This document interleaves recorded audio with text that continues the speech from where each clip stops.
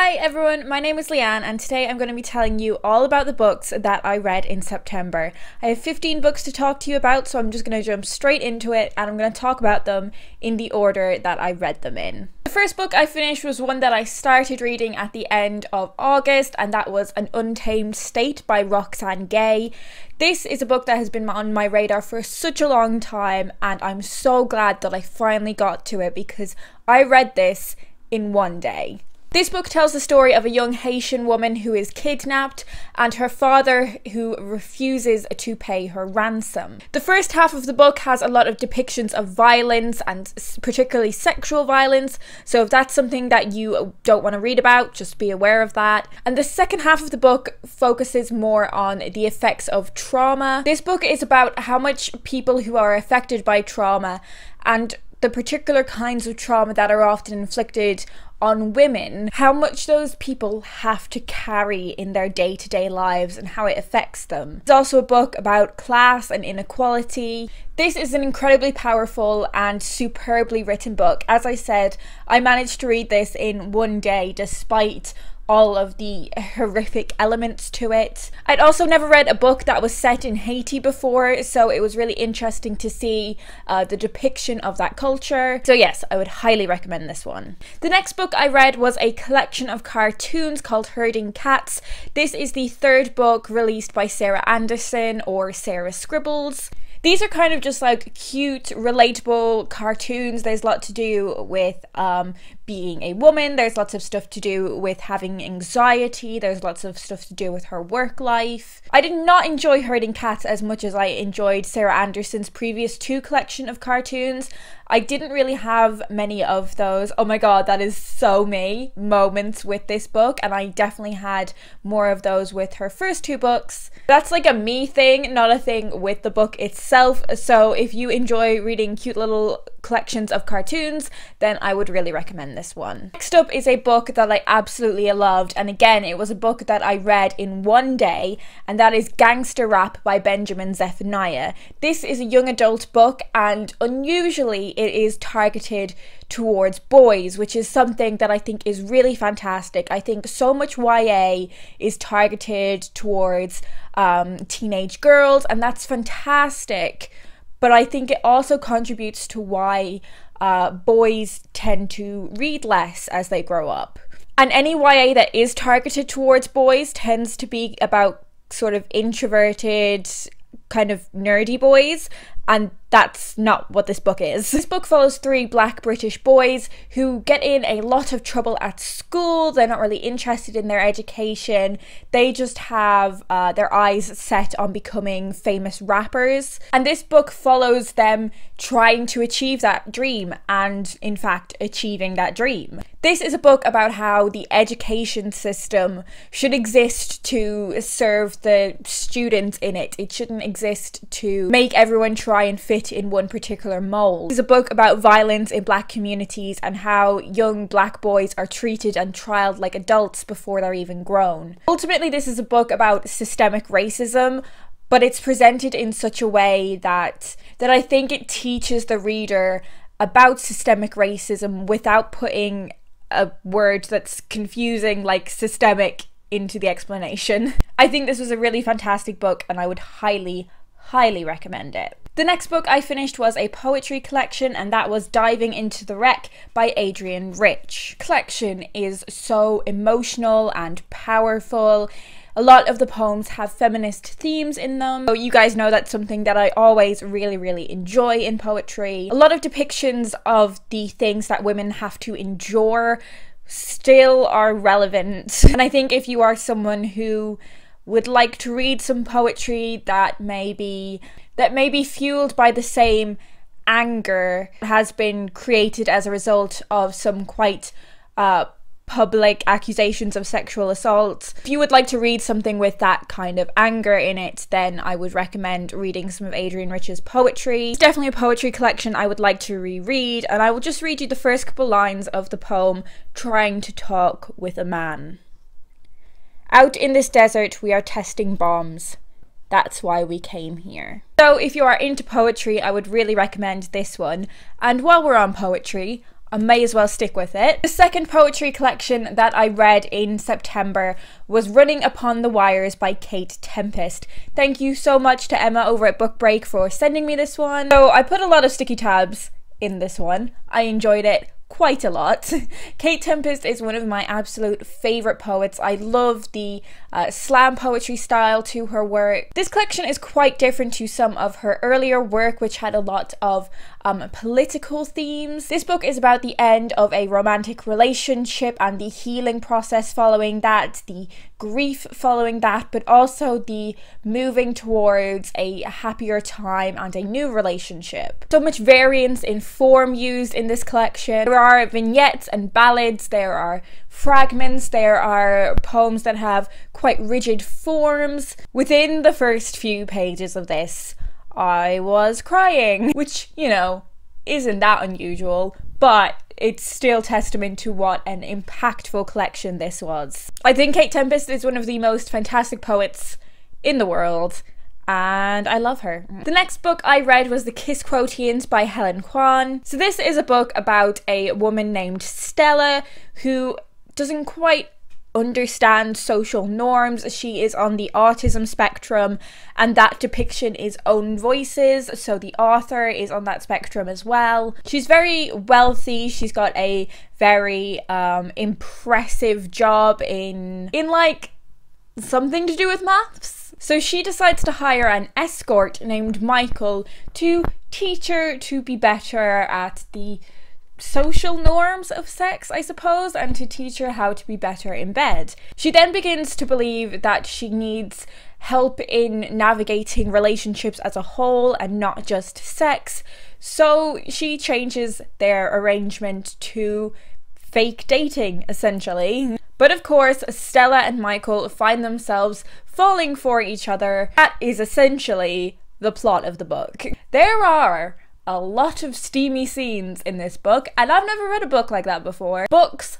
aren't really where I go to for the steamy stuff, to be honest. But you know, just be aware of that going into that book. There's a lot of sex, a lot.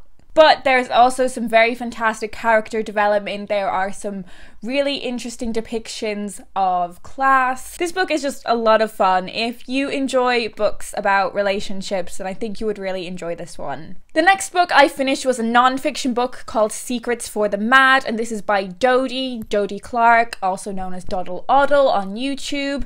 And I did not like this book at all, and I feel really bad for saying that. But let me tell you why I didn't like it. I don't know why this book exists. I mean, I do know why it exists. It exists to make profit, and that's absolutely fine. The book industry is an industry. It makes money. It's a business. But I don't know what the point of this book is. It's basically just stuff that Dodie has shared on her YouTube channel. I think there were maybe a couple of bits in there that I hadn't heard her speak about online before, but really, there's nothing new in here. There is so much filler. I don't understand why her song lyrics are printed in there. I don't understand why there is like whole sections about recipes. No one is going to this book to learn how to make mac and cheese. No one. Also, I think when it comes to like memoirs, especially celebrity memoirs, I think they need to stand on their own if you don't have knowledge of the person prior to reading the book. There are so many parts of this book that just wouldn't make sense if you didn't have contextual information. I did really appreciate how open Dodie was about her experiences of toxic relationships, her experiences with her own sexuality. Dodie is openly bisexual, so I always really appreciate seeing people talk about that experience. She also spoke very openly about her mental health, which again is something that I think is really important, but I just don't think this worked as a book. The next book I finished was The Book of Lost Things by John Connolly, and I really enjoyed this book. I thought it was superbly done. Looking at the cover of it, you would be forgiven for thinking this was maybe a middle grade or a YA fantasy, but there are a lot of very serious, heavy adult themes in this novel. This book is set during I believe it was the Second World War, and it follows a 12-year-old boy named David who is mourning the loss of his mother. He's also dealing with his complicated feelings on his father entering into a new relationship and having a new sibling. As David is dealing with all of these things, his books begin to whisper to him and draw him in, and he is taken into these fantasy worlds from the pages of his books. John Connolly does a fantastic job of taking inspiration from fairy tale characters that most readers would be very familiar with, but twisting them and giving them a very dark edge. As I said, there are some very dark themes dealt with in this book, and themes that our childhood protagonist doesn't really understand yet. I thought this was a really fantastic book, and if you are someone who enjoys books with fairy tale elements to them, I would really recommend this book. What I will say about it that I found very strange was the actual novel isn't as big as what you would expect from this book, because the thicker portion here is the actual novel, and then the slightly slimmer one, or I guess maybe like a third of the full book, is just extra stuff. So there are some author's notes, there's some stuff about the history of fairy tales and some of the fairy tale characters that you can find within the novel itself, and I really enjoyed all of those things, but I'm not entirely sure why they were there. And because of that, because I thought the novel was much longer than it actually was, I found the pacing of it quite strange, and I don't think I would have found it strange if I'd actually known what the last third of this book was. That's my one confusion about this book, but nonetheless I really enjoyed reading it. Sticking with the fairy tale theme, the next book I read was New World Fairy Tales by Cassandra Parkin. This is a collection of short stories which are all retellings of well-known fairy tales with a modern twist. The author does a really fantastic job of taking familiar fairy tale tropes and subverting them and linking them to contemporary life. It's very rare for me that I will read a short story collection and enjoy every single story in the collection, but with this one I really did. The one that really stuck with me the most was the retelling of The Three Little Pigs, which is a story about race relations in America. Also a lot of fun in this book to work out which fairy tale the author is retelling. In the Three Little Pigs one it is pretty obvious, but in some of the other ones it takes a little bit more figuring out, and I really enjoyed that. Yeah, I don't have a bad word to say about this collection. I really enjoyed it. The next book I finished was Your Brother's Blood by David Towsey. This probably wasn't a book that was for me, but I can really appreciate that some people would really love this book. This is a piece of, I guess, speculative fiction, zombie novel, but there is definitely a literary edge to this book. There are definitely some like Western influences to it. I think it really stands out against a lot of other zombie depictions in fiction. The zombies in this book aren't mindless. They're not like staggering around craving brains. And this book is told from the perspective of the undead, which is something that I found really fascinating in some other like speculative zombie novels that I've read in the past. But I think with this novel you are much more like with the undead as you go along throughout the novel. I don't think I'm going to carry on with I believe it's a trilogy, simply because it's just not really my thing. But if you are someone who enjoys some literary horror, some zombies, and some interesting subversions from the typical things you would find in books like that, then I would really recommend Your Brother's Blood and the rest of the trilogy. The next book I read was a non-fiction book, and that was Spinster by Kate Bullock. This is a book that I was really looking forward to reading for such a long time. It felt like a book that I really needed in my life, and it is a book all about the history of the term spinster, what it's like to be a spinster, what it's like to be a woman that doesn't marry, and the pressures that we put on women to find someone to marry. So it sounds like a book that I would absolutely love, and I was so disappointed with it. I found some of the cultural criticism in this book really interesting. I found it really valuable to learn about so many fantastic single women throughout history, and a lot of this book really is an ode to particular women who have been inspirational in this way for the author. But what I didn't like about this book was the author. I didn't really like the tone of this book. I found it quite condescending at points, if I'm completely honest. I found this book very self-absorbed and self-indulgent. There was just so much privilege in this as well. I went into this book hoping it would be something that I really related to, but I really just couldn't. It's a shame.